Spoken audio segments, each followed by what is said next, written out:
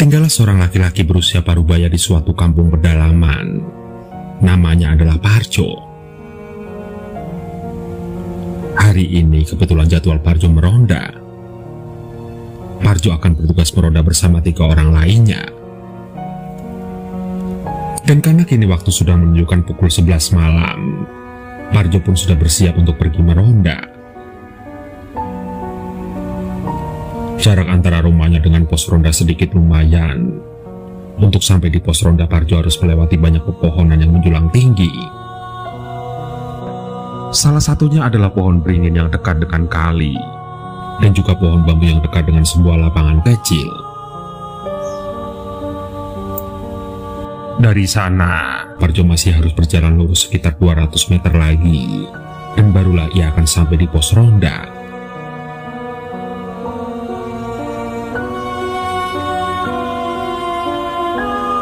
Saat dia berjalan menuju ke pos ronda, Parjo melihat ke sekeliling. Rasanya seperti tidak ada tanda-tanda kehidupan. Terasa sepi, sangat sepi. Namun, bagi Parjo ini adalah hal yang wajar. Memangnya mau mengharapkan hal apa? Ini sudah jam 11 malam lebih. Ini juga di sebuah kampung pedalaman. Hal inilah yang akan didapatinya ketika saat keluar tengah malam, apalagi hujan mengguyur deras tadi. Bahkan rintik kecil hujan yang masih mengguyur hingga saat ini, menambah suasana malam menjadi terasa lebih hening. Tapi Parjo bersikap cuek, dan dia terus melanjutkan perjalanannya. Kini Parjo akan melewati sebuah pohon beringin di dekat kali. Sembari memasukkan kedua tangannya ke saku celana, Parjo pun melihat ke sekeliling. Namun, ia tidak menemukan apa-apa.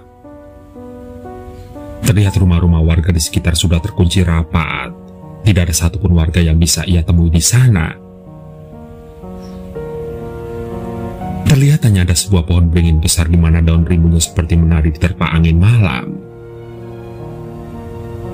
Nampak juga sebuah kali di bawah jembatan yang airnya mengalir deras karena sehabis hujan.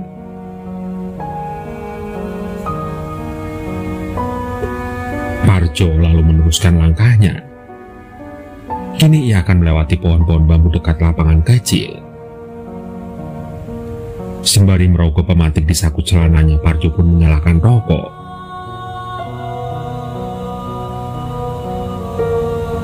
Dengan santai, ia melewati pepohonan bambu di sana sambil melepus rokoknya. Parjo juga tidak menemukan apa-apa di sini selain hanya ada dirinya sendiri yang meninggalkan jejak kaki di jalan setapak. Dan kalaupun ada hal lain, itu adalah suara jangkrik yang berasal dari sela-sela pohon bambu. Juga suara kodok yang saling bersaut dari arah lapangan rumput di seberangnya. Kurang lebih hanya itulah yang bisa Parjo temukan di sepanjang jalan. Hingga akhirnya Parjo pun sampai di pos ronda. Parjo yang sudah sampai di pos ronda pun menggelengkan kepala. Ia melihat pos ronda masih dalam keadaan sepi. Semua rekan rondanya belum ada yang datang.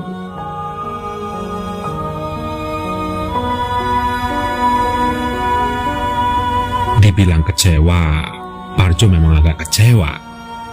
Tapi mau bagaimana lagi? Parjo hanya perlu menunggu di pos hingga rekan rondanya yang lain nanti datang. Karena merasa sepi, Parjo berinisiatif untuk menyalakan radio yang ada di pos ronda. Radionya sendiri disimpan di dalam ruangan kecil, di mana kunci ruangannya diselipkan di salah satu bagian pos ronda. Beruntungnya Parjo tahu di mana letak kuncinya berada. Ia lekas mengambilnya. Parjo terus mencoba memutar penala radio dan berhenti ketika mendapat siaran tembang Jawa. Kini, radio itu melantunkan tembang Jawa.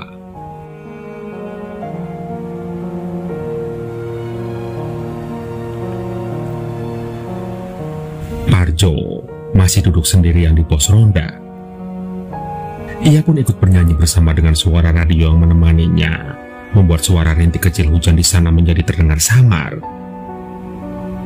Dan hal itu terus berlanjut sampai beberapa saat hingga akhirnya salah seorang teman rondanya pun datang.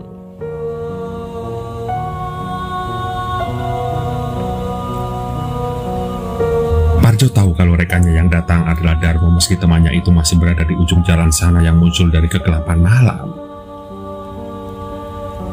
Postur tubuhnya agak gempal, punya rambut cepak dan cara jalan yang khas. Itulah yang membuat Parjo mengenali Darmo meski dari kejauhan. Darmo pun lambat laun berjalan semakin mendekat.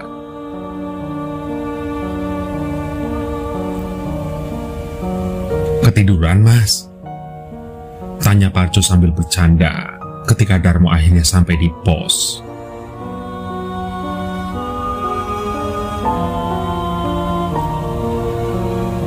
Sejauh ini, Parjo cukup mengenali sosok Darmo dengan baik. Jadi kalau ada suatu hal yang mengganjal yang dirasakan Parjo, itu adalah sosok Darmo yang hari ini rasanya terlihat agak pucat. Namun entahlah, Parjo tahu kalau Darmo adalah pekerja keras. Mungkin Darmo hanya kelelahan dan kurang tidur.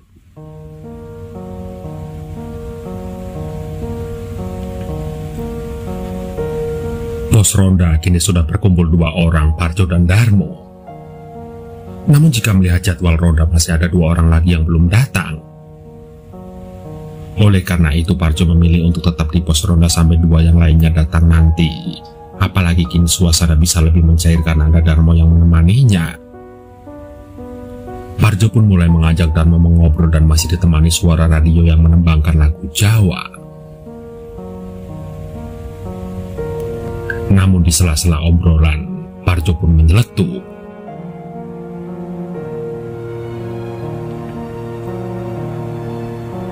"Mas, kamu takut setan gak?" tanya Parjo sambil bercanda. Pertanyaan barusan juga tiba saja muncul di kepala Parjo saat ia merasa Darmo terlihat seperti setan karena wajahnya yang pucat dan tanpa ekspresi.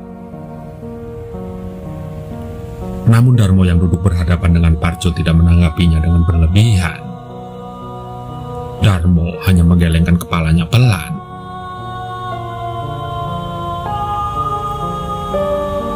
Sebenarnya Parjo merasa aneh dari tadi. Darmo yang ia kenal rasanya jauh lebih atraktif. Tapi malam ini rasanya Darmo terlalu kalem. Bahkan temannya itu selama ini hanya mengangguk atau menggeleng saat ditanya. Karena itu jugalah, Parjo pun penasaran dan kemudian bertanya lagi.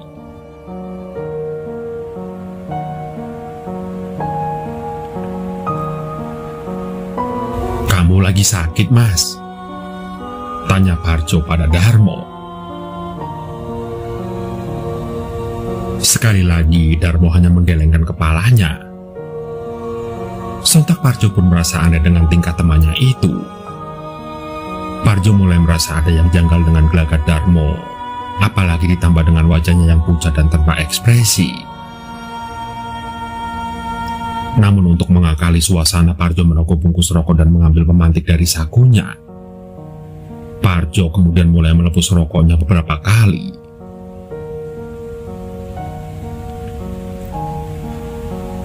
Suasana menjadi hening sesaat, tidak ada obrolan yang keluar dari keduanya. Baik Parjo atau Darmo masing-masing mereka terdiam. Hingga akhirnya Darmo memecah keheningan. Dia bertanya, "Jo, kamu takut gak sama pocong?" tanya Darmo dengan wajah pucatnya. Parjo yang sedang duduk bersila terdiam sesaat. Ia mencoba memikirkan sesuatu. Lalu Parjo pun menjawab, "Kalau misal saya bilang gak takut gimana?" jawab Parjo.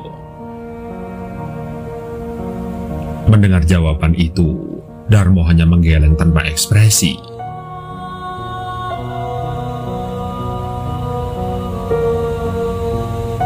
"Terus kalau saya bilang takut gimana?" Tanya Parjo kepada Darmo yang sedang menatapnya dingin. Mendengar ucapan Parjo barusan, Darmo kini tersenyum menyeringai dengan wajah pucatnya. Parjo sepertinya sudah mulai menyadari sesuatu. Ia mulai memahami hal janggal yang terjadi pada sosok Darmo. Dan untuk memastikan kebenarannya, Parjo pun bertanya kembali. Mas, besok aku mau pinjami kamu pancingan, mau nggak? Tanya Parjo kepada Darmo yang sedari tadi menatapnya tanpa berkedip.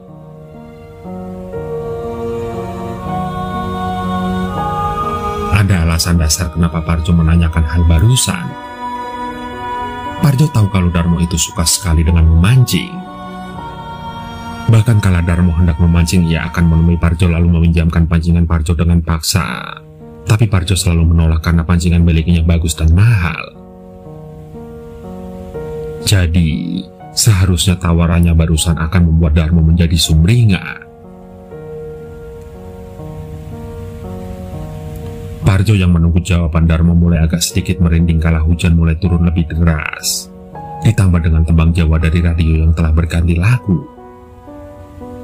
Parjo pun dibuat bergidik lagi kala Darmo menggelengkan kepalanya dengan pelan. Parjo tahu apa yang sebenarnya sedang terjadi. Ia sadar Darmo yang sedang ia hadapi kini bukanlah sosok Darmo yang asli. Itulah kenapa sedari tadi tingkahnya terasa janggal. Hingga akhirnya merasa cukup, Parjo pun langsung berdiri dan pamit pulang. Namun saat Parjo sudah beranjak berjalan membelakangi pos, Darmo yang ia tinggalkan di pos ronda pun memanggilnya dengan intonasi pelan.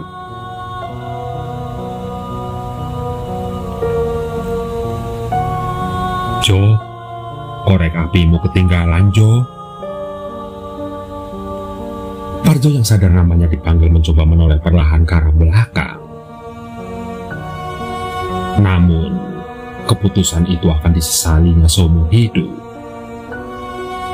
Kenapa? Itu karena saat dia menoleh, sosok Darmo yang sedari tadi menemaninya kini berubah menjadi pocong yang sangat mengerikan. Begitulah. Dan sosok itu adalah sosok terakhir yang dilihat Parjo. Karena setelahnya ia tidak sanggup melihat apa-apa lagi. Ia pingsan.